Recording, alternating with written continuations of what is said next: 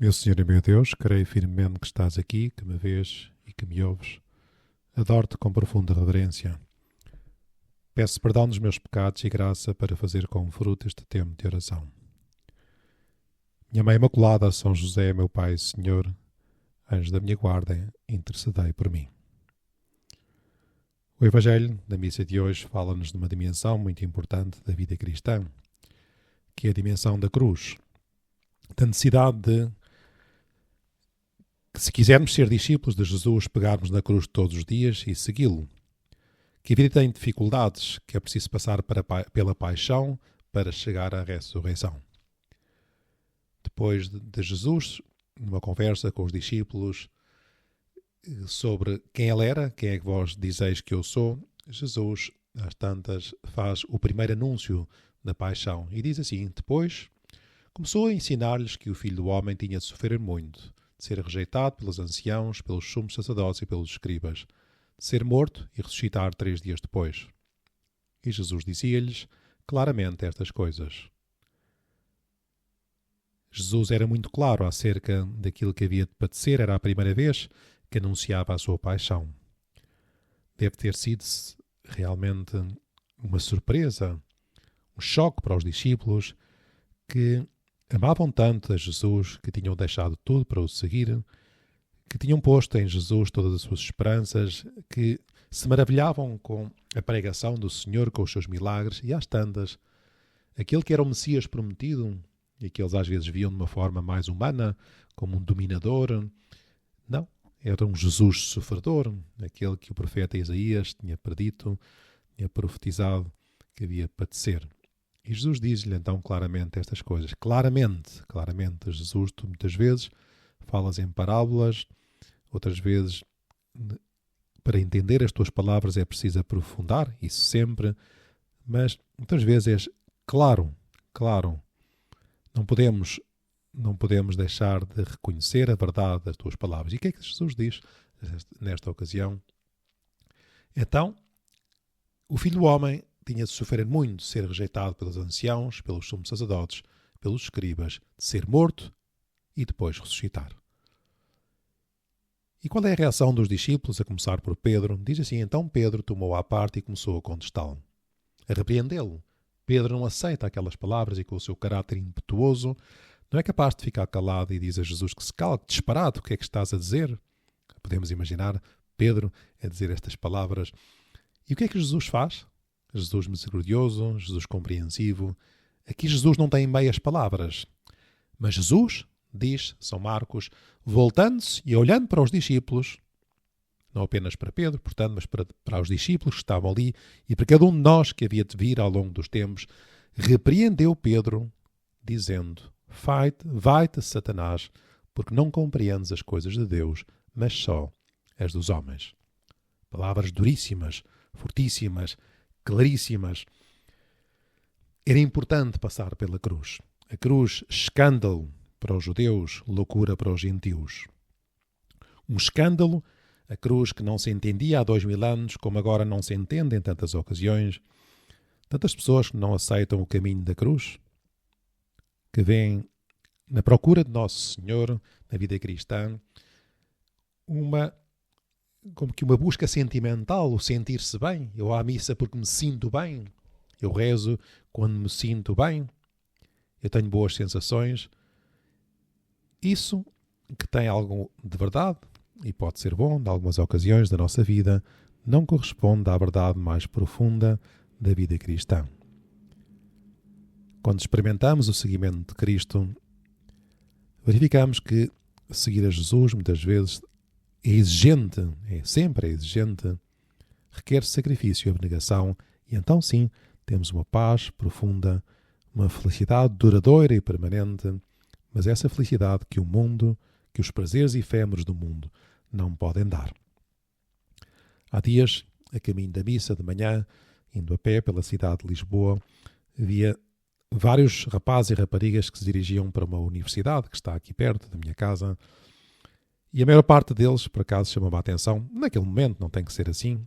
Também no outro dia havia a sair dali uma caminhoneta para a Missão País, mas muitos deles iam com piercings, com tatuagens, corpos trabalhados, esculpidos, penteados estudados, tatuagens e também, ao passar por um ginásio que há por ali, por volta das 7:30 da manhã, um ginásio já cheio de gente a trabalhar o seu corpo. E todos, quase todos, sempre a ouvir música. Música, notícias, barulho constante, falta de recolhimento. Tudo isto pelo seu corpo. Tudo isto pelo corpo, pelos prazeres do corpo. Não estou a dizer que isto tenha mal, não me entendam mal, mas às vezes há um certo exagero nesta forma como se cultiva o corpo, que Deus Nosso Senhor pode não gostar. Porque quando se fala de sacrifícios pela alma, jejum de Sexta-feira Santa, ou da Quarta-feira de Cinzas, da abstinência, do acordar mais cedo para rezar, de fazer uma peregrinação penitente até um santuário, e as pessoas retraem-se. Não estão dispostas a isso, porque não veem imediatamente os benefícios de uma vida entregue a Deus Nosso Senhor, mas é tão necessário para a nossa alma essa alavanca da oração, mas a alavanca do sacrifício para nos aproximarmos de Deus. Se queremos estar perto de Cristo, temos que subir à cruz com Jesus. Não podemos ser como este Pedro que diz afasta, que não quer, que não pode ser, repreende Jesus. Escutemos novamente o que lhe diz Jesus: afasta-te de mim, Satanás, quando não queremos seguir este caminho da cruz. Também há dias, na Missão País, fomos, o nosso grupo, em peregrinação a Fátima durante 3 horas a pé. Foi uma ocasião ótima, que me permitiu conversar e confessar tantos daqueles missionários. E naqueles dias de Missão País, durante 7, 8 dias, que foram dias em que aqueles rapazes e raparigas passaram uma privação de sono, dormiram tão pouco, que se dedicaram aos outros, dias de frio, e de uma vida em que experimentaram uma vida maior. Dias exigentes, mas dias felizes, em que perceberam de alguma forma um pouco melhor essa ciência, essa misteriosa ciência da cruz. Já em Fátima, podemos rezar junto à capelinha das aparições. E lá estava, junto a Nossa Senhora, as imagens de São Francisco e Santa Jacinta Marto, os irmãos, os pastorinhos santos de Fátima. Hoje a Igreja celebra a sua festa e faz-me lembrar a atitude que eles tiveram perante as aparições, primeiro do Anjo de Portugal e depois de Nossa Senhora. A mensagem central de Fátima, como resumia o Papa Bento XVI, Ratzinger na altura, é esta de penitência, penitência, penitência. E com que generosidade estas crianças tão jovens abraçaram esse caminho da cruz. Diz um livrinho que eu gosto muito de ler sobre os pastorinhos de Fátima, que os pastorinhos, diz assim: o anjo e Nossa Senhora pediram aos videntes sacrifícios em ato de reparação pelos pecados com que Deus é ofendido e de súplica pela conversão dos pecadores. Como diria mais tarde Lúcia, não podiam ir felizes para o céu sozinhos, não poderiam ser felizes sem os outros. E sabiam que aproximar os outros de Deus requer oração e também sacrifício. E aqueles pequeninos responderam com generosidade heroica a esses apelos. Não comiam a merenda, às vezes, que era a sua refeição do meio-dia, para distribuírem primeiro pelas ovelhas, depois pelos pobrezinhos. Tínhamos por costume, dizem, de vez em quando, oferecer a Deus o sacrifício de passar uma novena ou um mês sem beber. Fizemos uma vez este sacrifício em pleno mês de agosto, em que o calor era sufocante. Traziam atada à cinta uma corda e batiam com urtigas nas pernas. Deixaram os divertimentos mundanos tais como os bailes. Passavam horas seguidas com a cabeça no chão, repetindo as orações do anjo. Mais gostosos ainda foram os sacrifícios que Deus lhes mandou, como o anjo lhes tinha anunciado.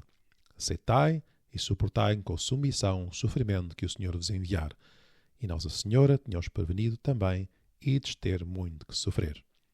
Sofrimentos como as zombarias, os escárnios, os castigos, a prisão, a perseguição e depois a longa doença do Francisco e, sobretudo, da Jacinta, que os levaram a entregar a vida, a morrer. Uma vez São Francisco dizia assim, se agradava à prima: Nosso Senhor estará ainda triste, tem tanta pena que ele esteja assim. Eu ofereço-lhe quantos sacrifícios posso. É necessário o sacrifício na vida cristã. Mas um sacrifício não com um sentido de conversão interior, nenhum ideal como escrevia São José Maria, nenhum ideal se alcança sem sacrifício. A maior parte das vezes, não as mortificações grandes, nem sequer estas dos pastorinhos, das ortigas, da corda.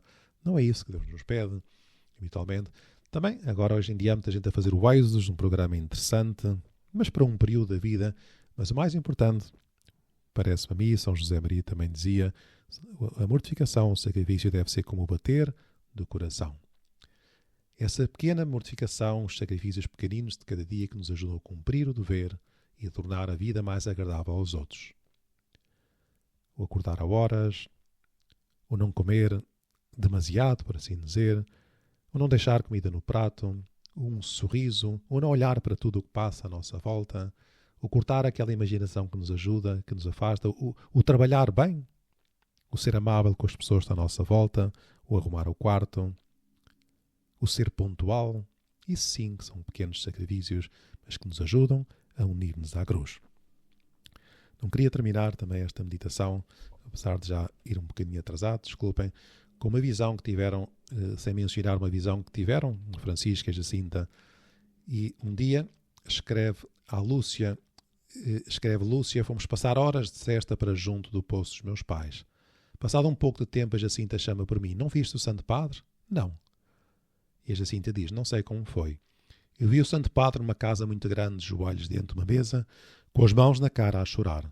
Fora da casa estava muita gente. Uns atiravam-lhe pedras, outros rogavam-lhe pragas e diziam-lhe muitas palavras feias.